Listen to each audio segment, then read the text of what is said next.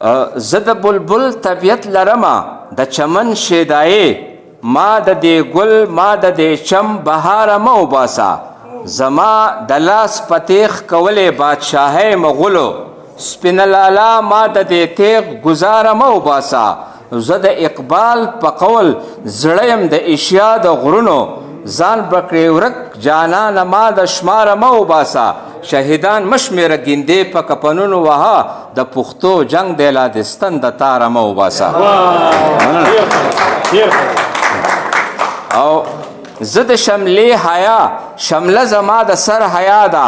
دربار په ما دربار دی ما د دربار مه وباسه او زه د خمار او اقتدار نشه په سر کې ساتم که اقتدار کوې نو ما د خمار مه وباسه په دس جهان کې بس یو مونږ یو چې د کار خلک یو هر څه به وران کړې مونږ د خپله کاره مه وباسه شهیدان مه شمېره ګیندې په کفنونو وها د پښتو جنگ دی لا د ستن د تاره مه وباسه د ادم خان ګوتې لاقید د دراوي په دام کې رباب سنبال کې د لایټنګ د تاره مه وباسه او زه چې دردېږمه د قام درد مې زیاتېږي زړه کې ګلمکۍ ټک راله د زړه پر هاره مه وباسه هغه ته وایه زه د تورې شملې ول یم ستا خو زما پیغلې بس د خپل سینګاره مه وباسه شهیدان مه شمېره ګیندې په کفنونو وها د پښتو جنگ دی لا د ستن د تاره مه وباسه او زما جلال ګورې د ښار په رنګینو کې قید دی بیا غرسنې یم ګورې ما د ښاره مه وباسه او دا فلسفې د امن منم خو په دغه شرط ما له غاښونه مې زما د ماره مه وباسه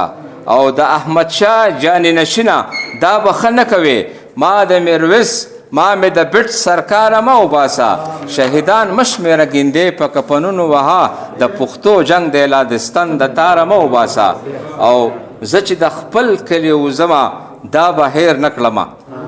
زه چې د خپل کلي وزمه دا به هیر نه کړمه لکه رحمان مې د خپل ګور مزاره مه وباسه شها د شنو خالونو دور لا پخوا تیر شوی شها خالونه تور د خپل رخساره مه وباسه او سر په زنګون زخمونه شمارمه اوده نه یمه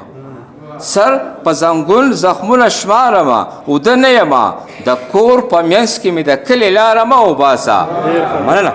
سر په زنګون زخمونه شمارمه اوده نه یمه د کور په منځ کې مې د کلي لاره مه وباسه او زه د دنیا د آبادو تړون د امن ساګر ما د دې امن د دې لوی قطاره مه وباسه شهیدان مه شمېره ګیندې په کفنونو وها د پښتو جنگ دی لا د ستن د تاره مه وباسه ډېره مننه